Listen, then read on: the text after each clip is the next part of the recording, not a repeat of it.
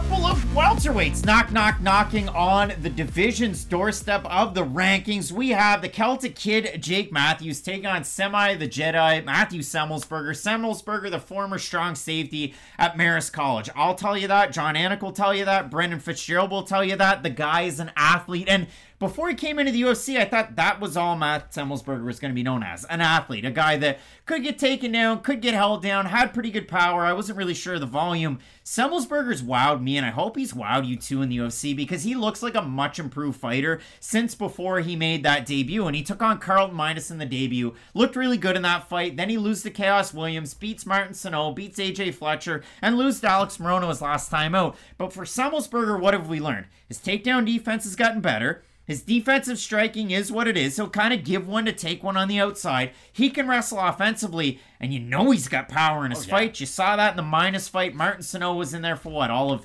13 seconds in that one? Like, for Semelsberger, I say that, you know, he's a strong safety in college, and he weighed, you know, in and around 195 to 205 pounds. But he is a big guy for this weight class, and he really has, again, continued to improve, whether it's a Crazy 88 MMA in Maryland with Coach John Delbrug, or whether it's when he trained with Tim Means over in, I wanted to say New Mexico. It is New Mexico, not Nevada. Fit NHB. For Matt Semelsberger, again, there's a lot of glowing positives you can look at his game, and a guy at 30 years of age that I don't really think he's peaked just yet in his game. I don't, but I will be honest. I think this is a very difficult stylistic matchup for a guy like Matthew Semelsberger, and I think we're going to learn a lot from him in this fight, because Jake Matthews is one of those guys that right when you think he has reached his full potential, he's probably going to come up a little bit short. And I got to be honest, when you kind of write him off and you sold all your stock in him, he's going to have that Laurie Markkinen Utah Jazz season. He's really going to impress you. And I have to say, his last performance against Andre Fialho, oh my God, he impressed me in that matchup. Now, yes, and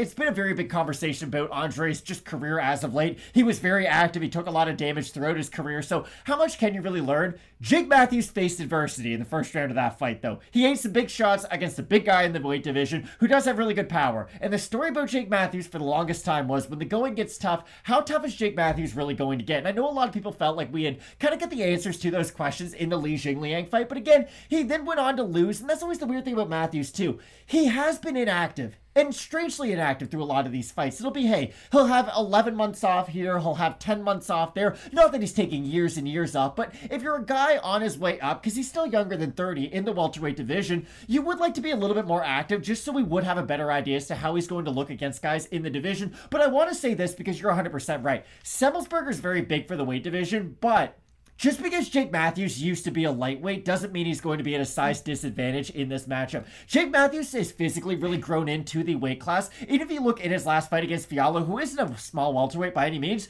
Jake Matthews was the bigger guy physically in that fight, and I just think that's something he's never gotten credit for. As a former lightweight who now is a welterweight, he's a big guy for the weight class. Yeah, 100%. I mean, you hate to make the connection, but I will do it. The fact that there is the Australian connection. You look at a guy like Robert Whittaker at 185 pounds. Is he a small guy? No, but he did fight at 170. Again, Rumble Johnson is the best example of that. Did he fit in at 205? You're gosh darn right he did. For Jake Matthews, he came in on the Ultimate Fighter Nations when he was 19 years old, Matt's favorite season, and he ended up losing to a millionaire, Olivier Aubin-Mercier. Now, that one was at 170 pounds, but Matthews went back, had a couple of fights in the regional scene, and debuted in the UFC at, well, he's still 19 years old. And since then, he's 11-5 total. He has fight of the night bonuses against Johnny Case, Li Jingliang, performance bonus last time out against Fialho. He's 7-2 in the UFC since 2017. And if you look at it, he's got a positive .99 strike differential, but it's 3.17 to 2.18, and the UFC average for and against is 3.4. So not a lot of offensive output from Matthews when it is on the feet, when it is at distance, which could pose a little bit of a problem against a guy like Semelsberger. You don't want to see both of those guys in a mirror. Not that I expect this to see that. The thing is, those stats go all the way back to 2014. The last version of Matthews we saw was quite aggressive, and I do feel like we have seen that progression out of his game every single time in there. That's why I feel like with Jake Matthews, he's a good example of stats are misleading, because he does take a lot of time off. Those fights are very scheduled apart. So for Matthews, the last version we saw is a dangerous fight for Semelsberger. And for Matthews, too, the level of competition has gone up and down and up and down. Like, think about a couple of guys. I think automatically Rostam Akman and Shinjo Anzai. Are they anywhere near the level of Matt Semelsberger? Not necessarily. Then Matthews takes on Sean Brady, and those numbers take a big dip because he got ground out in that fight. So if you want another one, strength of UFC schedule. The guys that these guys have fought, all of their records combined just in the UFC. For Matthews, 56-32-1 for Semelsberger, 13-6. So for Semelsberger, not the same level of UFC competition. Again, he beat Martin Sano and he beat Jason Witt. Well, Sano might still be with the UFC. I don't know. But Witt is retired. So you look at this one for a guy like Semelsberger, a lot of straight shots, a lot of striking at distance. Size is a big thing. And we'll see if either guy decides to shoot for a takedown. I'd be eager to see that if they do get into it, if it does touch the mat. Because I think it's interesting. I think Semelsberger has a wrestling advantage, but I think Matthews has the grappling advantage. So we'll be interested to see if we do get any of those exchanges on the mat. I think ever so slightly I would favor Matthews if we get a lot of grappling on the ground, just because he is an active guy from that position, and he can threaten a lot with submissions, be it offensively or defensively. He does have a good guillotine defending takedowns if Semelsberger does find himself going for a lot. And the thing I like about Matthews is he doesn't waste a lot of energy going for submissions that he won't get. He'll use it to sweep and get into a better position. I just think for Matthews, it's always weird to have a good opinion on him because, again, like I said, former lightweight, former welterweight, he's had a lot of what ifs, I guess, for Matthews, but I feel like the fighter that we saw, at least the last time out, if he can continue to trend in that direction, can still have a promising future, because like you said, he's been in the UFC for almost a decade now. That's kind of wild for a guy who's only 28 years old, so hopefully it's not one of those cases where there's not a lot of tread left on the tires. I don't think he hasn't been damaged all that much, don't get me wrong, he's been in tough fights in the past without a doubt, but again, you don't look at a Jake Matthews and think, wow, he's like a Robbie Lawler or a Justin Gaethje or one of those fighters, so I think this will be a really entertaining fight. And the good thing for Semelsberger is this is kind of the opponent he needed. If he wants to really get ahead in the division and jump up and prove that he can be that powerful fighter that a lot of people can believe in,